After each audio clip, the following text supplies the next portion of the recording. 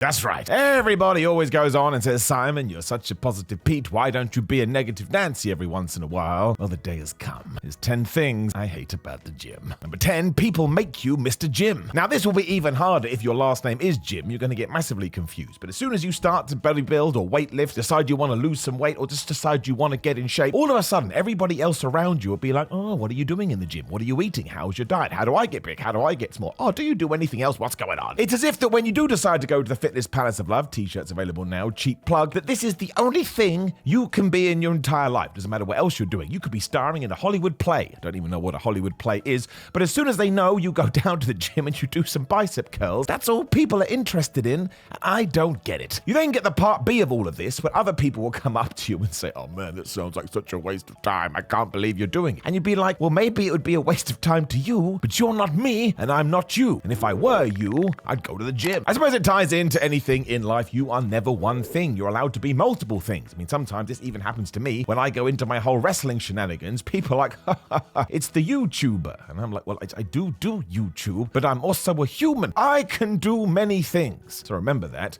Make sure you go after all of your dreams and never let anybody tell you no. Number 9, the stare. You know what I'm talking about. We have actually chatted about it here on the channel. But if somebody wants to use a piece of equipment, you have to deal with the stare. And this is usually when you're on the cable crossovers, because the cable crossovers is the most popular piece of equipment in the gym. And if somebody else really wants to use it and they have decided that you shouldn't be using it, they will just glare right at you and often kind of pop up from other areas of the gym just trying to catch your eye. And if you do indeed catch their gaze, they will speak to you through their seeing devices and basically say, get off that piece of equipment right now, I need to use it. Now, I do get this. If you do have a plan, it can be very, very frustrating, something we will chat about later, but this is why you always have to go into every single session ready to be adaptable. I know you want to hit 1, 2, 3, 4, 5, 6 as it's written down on that piece of paper, but ultimately it's more important to be intense, it's more important to work on your form, and it doesn't really matter what exercise you do. If you go in there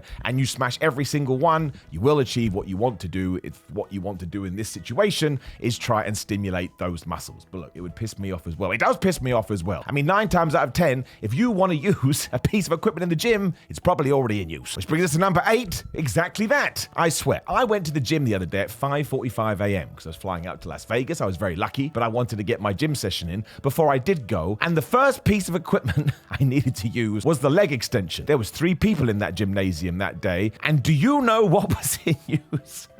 It was the leg extension. I mean, what do you even do? It ties back into what I just said. You just have to be a bit more adaptable. So I did my exercise number 2 first, and then I did do leg extension. But when you're up that early and you're a little bit tired and you're a little bit proud of yourself, like, I came to the gym super early, not that it makes a difference. Do not buy into that whole what's your excuse Instagram stuff, because it is absolute nonsense. But then you see this and you're like, well, what is the point? I may as well have taken my head and smashed it into a brick wall. Not true, because if you do that, you're probably going to die. Number 7, when your body just gives up. And we've all had these sessions. Let's say you go on a Monday and you're doing push day and you have an amazing day. You then go into the gym on Tuesday ready to do a pull day. You're like, man, I bet this is going to be as good as it was 24 hours ago. And it's not. Everything feels so damn heavy. You feel lethargic. You feel sleepy. And halfway through, you kind of slump down and go, you know what? I don't want to be here anymore. Why the hell has the Fitness Palace of Love turned on me? And this can be down to many things. It could be down to the fact that your diet's been a little bit different. You didn't get as much carbohydrates. Maybe you had a bad sleep. Maybe your pre-workout that you're taking isn't stimulating you in the same way as always, but these aren't going to come and you do have to accept them. And as I've said 1,000 times, even if you do feel like you have to leave, get half of your session done, because then at least you did something, which you know is still a situation where you can pat yourself on the back. Also remember, if your brain is properly screaming at you, I don't want to be here, it could mean that you're overtraining or that you just need a little bit of a rest.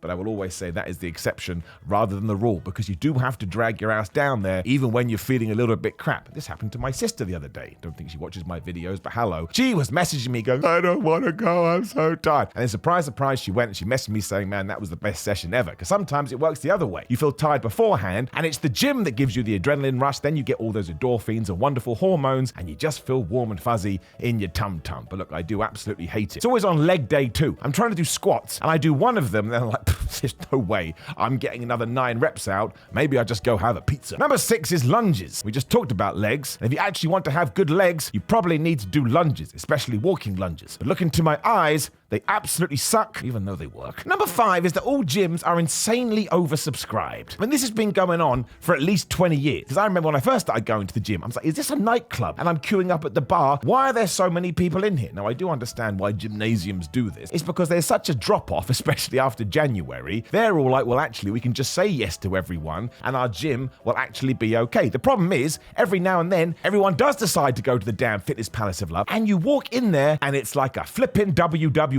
Royal Rumble. This also means when we do get to the new year and everybody's got their New Year's resolutions, it's like being in a pig market. And I don't even know what that means. But if you go at the wrong time, this is why I have to sort of pick and choose when I do go. I'm very lucky to have somewhat of a flexible schedule. You can go at sort of like midday and be like, man, this is the best time of my life. But if you go at 6 p.m. after everyone has just left work, I don't know how anybody does it. It's like a battleground. It's like you have to get a sword and start stabbing people just to get on the damn pec deck. And I understand that, yes, you have to make money, you're a business, but my word, if I ever find a gym that sort of prioritizes not being crazy busy over just getting as much money through the tills, I will sign up for that gym and I will pay double. Number 4, broken equipment takes a year to fix. Like, what is the deal with this? It's every single gym that I go to. I won't name the gym in question, but one I'm going to right now only has 2 Stairmasters. That seems to be a thing with all gyms as well. They only have 2 Stairmasters. They'll have 100 cross trainers, 100 treadmills, 3 rowers for some reason, but always 2 Stairmasters. Both of their Stairmasters have been out of action now, or out of order, for like 3 months. It's like,